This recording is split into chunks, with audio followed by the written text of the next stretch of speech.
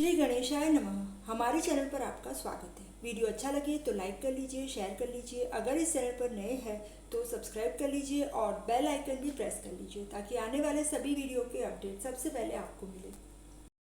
पुरुषोत्तम मास की कथा, 9वां अध्याय, दुर्वासा का आगमन और गुरु शिष्य की कथा। सूत पुराणी बोले, हे मुनि श्रेष्ठो, नारद जी ने भगवान नारायण से पूछा कि मेघावी ऋषि के स्वर्गवास के बाद तपोवन में मेघावती का क्या हुआ। उसके प्रत्युत्तर में भगवान नारायण ने कहा, मेघावती तपोवन में अपने पिता को याद करके शोक करती थी।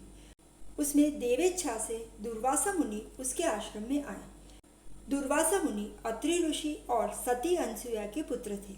वे शंकर के अंश माने जाते थे। उनके क्रोध से कौन अनजान है। कृपा करने में भी वे पीछे नहीं हटते थे। बचपन में कुंता माता ने उनको प्रसन्न करके देवों को आकर्षण करने की विद्या सीखी थी। एक वक्त उनके क्रोध का भोग भगवान श्री कृष्ण खुद भी बने थे। वे भोजन के लिए दुर्वासा को रथ में लेकर रुक्मणी के साथ आ रहे थे। उस वक्त रुक्मणी को प्यास लगने की वजह से भगवान श्री कृष्ण ने पैरों के आगे के भाग से जमीन को दबाकर पाताल गंगा को बुलाकर रुक्मणी की प्यास बुझाई थी। इससे दुर्वासा को अपना अपमान लगा था, इसलिए उन्होंने श्री कृष्ण को शाप दिया कि तुम दोनों का विरह होगा। ऐसे दुर्वासा मुनि जब मेघावती के आश्रम में आते हैं तो उसने दंडवत प्रणाम करके उन्हें योग्य सम्मान दिया। बाद में कहा, आपके दर्शन से मेरा जन्म सफल हुआ है और मेरा आश्रम पवित्र हुआ है।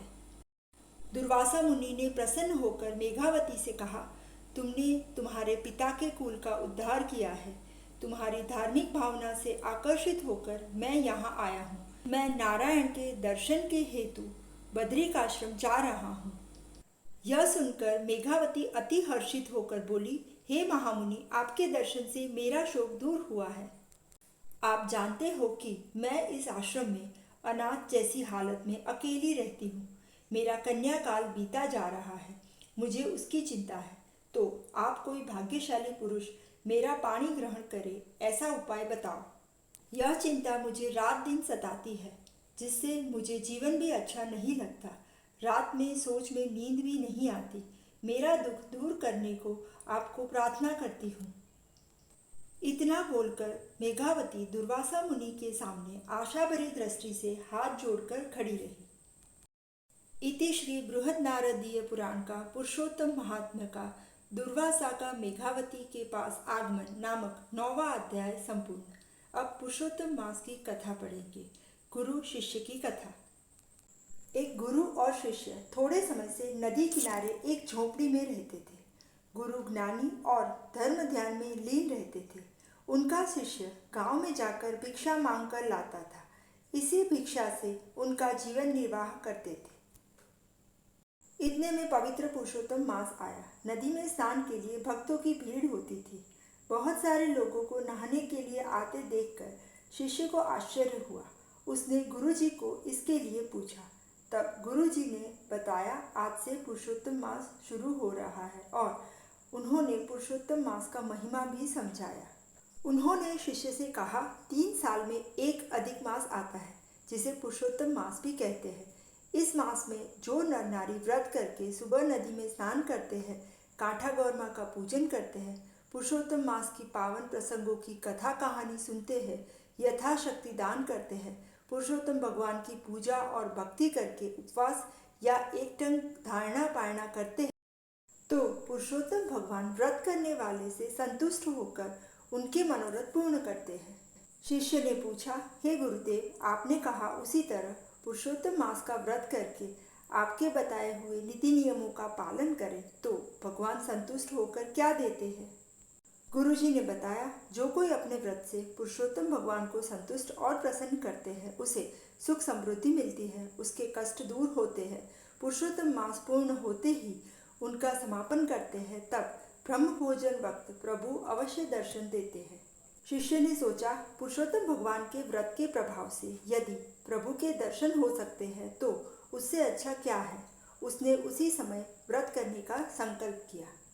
वह हर दिन जल्दी उठ जाता, नदी में स्नान करके कांठा गौर माँ का पूजन करके कथा सुनकर उसके बाद में भिक्षा लेने के लिए गांव में जाता। भिक्षा में मिलने वाला अन्न वह भिखारियों को दे देता और खुद फलाहार या पानी से उपवास कर लेता। इस तरह पुरुषोत्तम मास पूरा हुआ। उसे भगवान के दर्शन की लगन लगी थी। उसने समापन में 11 ब्राह्मणों को बुलाया। उसके पास थोड़े पैसे थे, उससे वह गांव में खाने पीने का सामान लेने गया। रसोई तैयार हो गई। उसकी झोपड़ी में ब्राह्मणों का आना शुरू हुआ था। वह झोपड़ी के बाहर भगवान अभी आएंगे और मुझे दर्शन देंगे, उस आशा से खड़ा था। आने वाले ब्राह्मण गुरुजी के पास बैठकर ज्ञान गोष्ठी करते थे।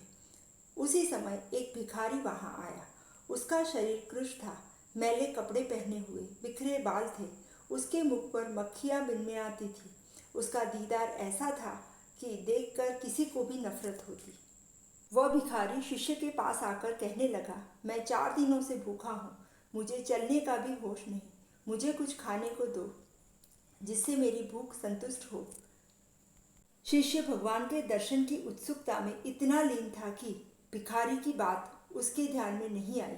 भिखारी ने वापस विनती की और उसका ध्यान अपनी ओर खींचा, जिससे परेशान होकर शिष्य ने उसे डंडे से मारकर दूर भगा दिया।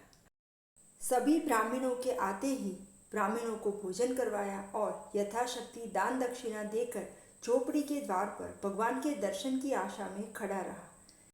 इस तरह कितना ही समय बीता, फिर भी भगवान के दर्शन न होने से वह गुरुजी के पास गया और बताया, आपने कहा उसी तरह मैंने पुरुषोत्तम मास का व्रत किया। आज आखिरी दिन ब्रह्म भोजन भी कराया, फिर भी अभी तक मुझे भगवान के दर्शन नहीं हुए। मैं तो कब का उनके दर्शन की राह देखकर खाए बिना खड़ा हूँ। गुरुजी बोले, हे शिष्य, यह सही नहीं। भगवान अवश्य आए होंगे, शायद तुम भगवान को पहचान न सके हो। शिष्य बोला, हे गुरुजी, मैं कब का यही ध्यान रखता हूँ, किंतु इधर कोई आया नहीं। एक गंदा भिखारी आकर बकबक करता था, मैंने उसे डंडे मारकर भगा दिया। गुरुजी ने तुरंत ही समाधि लगाकर देखा तो उन्हें महसूस हो गया कि स्वयं पुरुषोत्तम भगवान ही भिखारी के रूप में आए थे। गुरुजी बोले, हे शिष्य, भिखारी के रूप में भगवान स्वयं आए थे। तेरा पुण्य इतना कच्चा था कि तू आई हुई तक का लाभ न ले सका। शिष्य को यह बात समझ में न आई। तब शिष्य को साबित करने के लिए गुरुजी ने दीन भाव और श्रद्धा से प्रार्थना की, हे पुरुषोत्तम भगवान, आप भिखारी के रूप में आकर इस शिष्य को सच्चे रूप का दर्शन दिए बिना ही चले गए। उसके अपराध को क्षमा करके उसे दर्शन दो कृपानाथ। गुरुजी की प्रार्थना से तुरंत ही पुरुषोत्तम भगवान प्रकट हुए। उनके तेज का कोई अंत न था, अनुपम रूप था। फिर भी उनके शरीर पर डंडे मारने के निशान थे। भगवान के शरीर पर डंडे के निशान देखकर शिष्य उनके चरणों में गिर गया और अपनी भूल के लिए बार बार माफी मांगने लगा। भगवान बोले, हे मूर्ख, मेरे अनेक रूप है। मैं कब कौन से रूप में प्रकट होता हूँ यह कोई नहीं जान सकता। इसीलिए जो जीव ऊपर दया रखते हैं वही मुझे पा सकते हैं। इसीलिए आज से कोई भिक्षुक भी तेरे आंगन में आए तो उसे आदर सहित भोजन कराना, उसे धुतकारना नहीं। इतना कहकर भगवान अंतर्ध्यान हो गए। पुरुषोत्तम भगवान की जय। पुरुषोत्तम भगवान जैसे गुरु और शिष्य पर प्रसन्न हुए, वैसे ही आपका व्रत करने वालों, कथा कहने और सुनने वालों सब पर प्रसन्न होना। जय श्री कृष्ण।